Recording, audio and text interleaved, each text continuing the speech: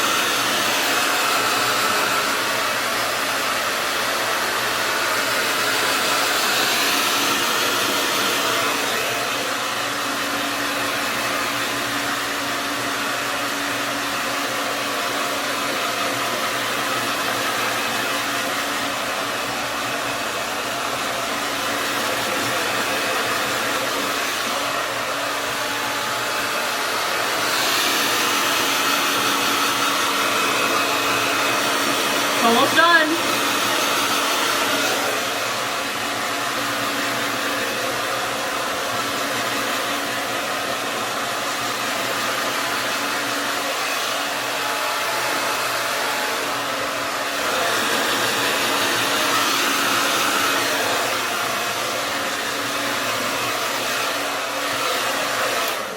Okay.